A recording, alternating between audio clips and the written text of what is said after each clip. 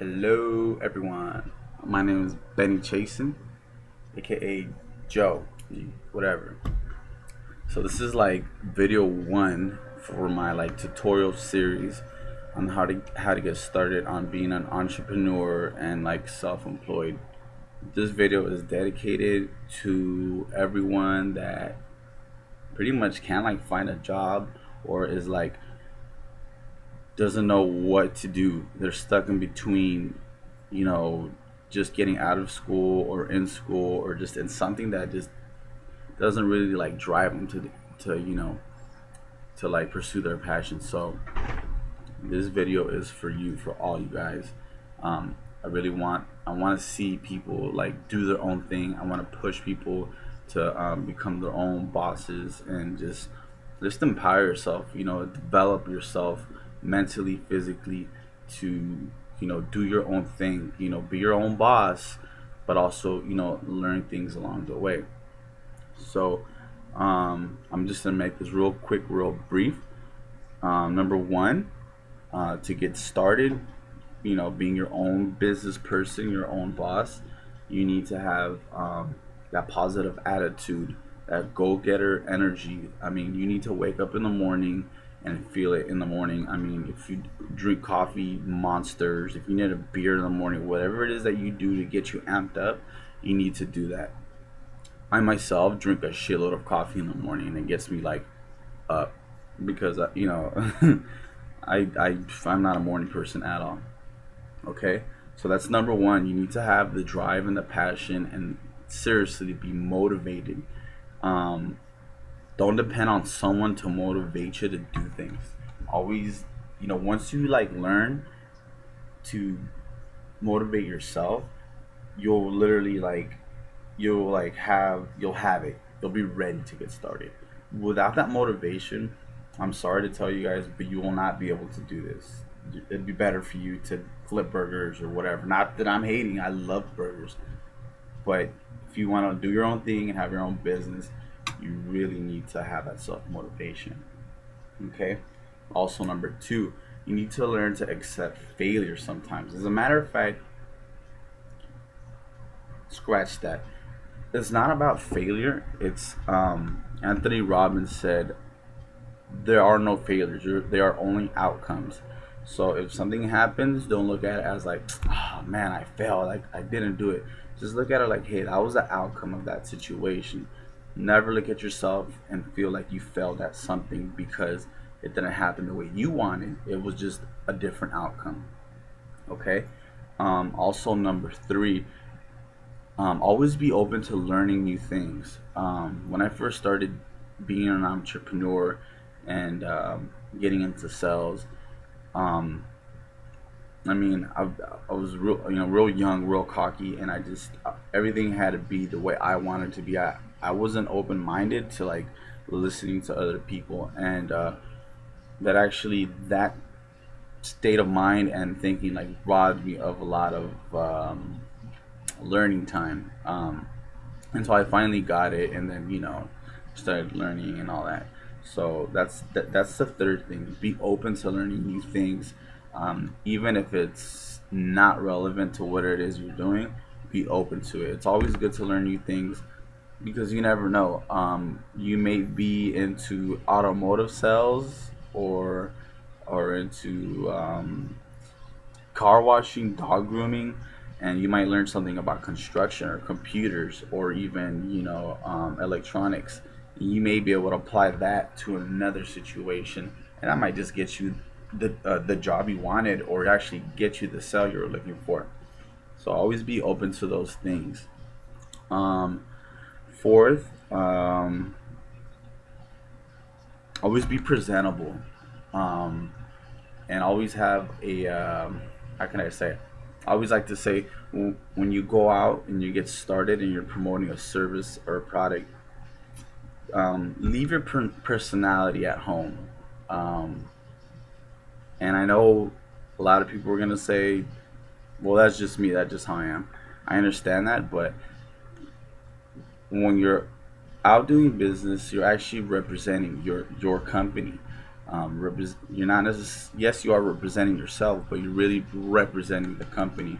Um, you should act as if, or no, you should act how you would want someone working for you to act.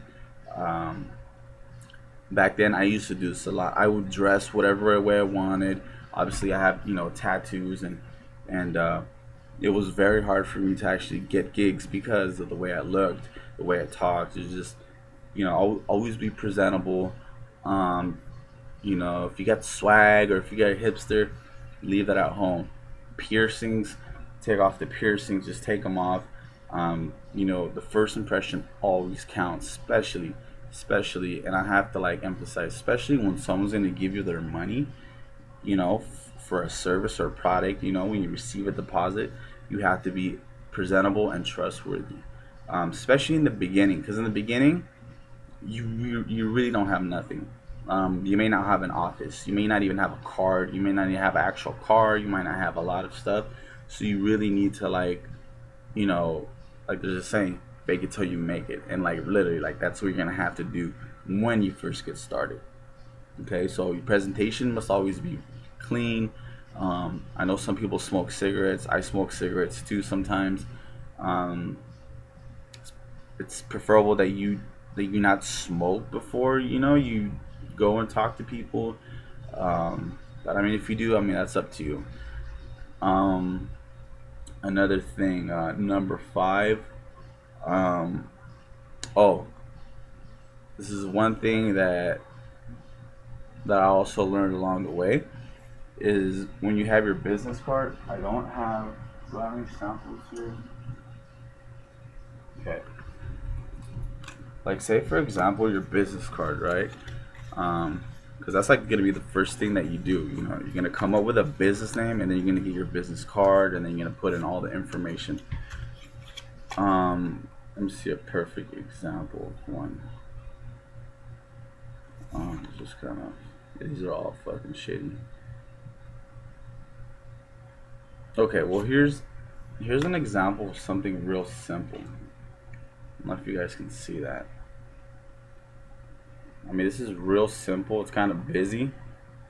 It's a little too busy for my liking, but whatever, it'll work. It has the logo, their slogan. It has the person's name, their title, and some of the services they do. This is a little bit overdone on the services, but whatever. Also, it has the address, the fax, the email address, and the website. When you do your business card, um, you have to think like who are gonna be your customers. If your customers are gonna be like more like younger people, yeah, you can make it all attractive and fun, to attract them. But if you're like like gonna be an accountant, or you're gonna do it into like, if you want to do people's taxes, or if you want to do like people's office work, you really want to keep it simple and easy to read, because the majority of the time you're going to be dealing with people that are a little bit older, and from my experiences, it's kind of hard to read. So make it simple. The logo, put your name, the title. Oh, and on the title, don't put CEO, don't put owner, boss. Just don't do that. It's really not necessary. It's actually kind of tacky, and I see a lot of people do that. Don't even do that. If you're into, if you do paperwork or whatnot, just put office assistant, something simple. Don't get too carried away with it. Also, the address. Don't put your home address, because if you ever run into a problem or something, just for whatever the reason, you don't want the customers coming and knocking at your house. I don't know what your living situation might be. You might be living with an aunt, uncle, your parents, a brother, whatever, and you don't want your customer to show up at the house. I mean, I don't know. You might be doing something in this. Yeah. Also, the phone number. Phone number's there. If you here's a tip for the phone number. There's a thing called Google Voice. You could pay like $10, and they'll give you a phone number, and that'll be like your phone number for life, and you can actually utilize that number for your business. I actually prefer that, because I know sometimes cell phones get disconnected or they get lost, and just it's bad, So your phone number, use your cell phone, but I also recommend getting a Google Voice phone number. It's permanent. People can call you there. It saves your contacts. I mean, it'll save you a headache. Last thing you want is to lose your phone and all of your contacts go. The email. Let me see if I can. This is actually a perfect email right here. I don't know if you could see it. See that? How it says chow_June at what? NLVmail. Okay. That's okay. I mean, the length is cool. That's perfect. But try to keep your email as short as possible. I mean, seriously, the most annoying thing that you could ever do is give somebody, even I'm guilty of it, give somebody a freaking long ass email. It's annoying. It's annoying to have to be on the phone and repeat it and repeat it and repeat it. It's just a fucking headache. Make it simple. My name is Joe, right? So my email should be Joe123 or Joe, and then the month I was born, June, Joe, June, whatever. Make it real simple. I'm gonna tell you because in the long run, your customers will be able to get a hold of you easier. It'll save you headaches. I came across way too many situations where a few of the people that I work with, their emails are fucking long and stuff doesn't get done. People are frustrated. Just don't do that. So there's the email part. A website. For now, you probably won't have a website. Nowadays, people are using Facebook. I personally do not like to use my personal Facebook for business at all. Even though I do sometimes, I don't like it for personal reasons. Sometimes we post up stuff up on there, what we did on the weekend, and just don't do that. Don't ever put your Facebook account on your business card unless it's an actual business Facebook account. Like I said, the website. If you have a website, go ahead. Another thing too, make sure that your website name is short as well. That's another big no-no. You don't want to have. Let me see if I can find one. I've come across websites that are just ridiculously long and make no sense to be that long. Why? Oh my god. Well, I know of one, but I'm not gonna mention it right now because he might be watching. But it's a clothing store. It's way too long. If you're texting it to someone, if you're saying it over the phone, sometimes it just make it short and simple. So short email, short website address, and no personal Facebook unless it's for a company. What else on the business card? Oh, your voicemail also.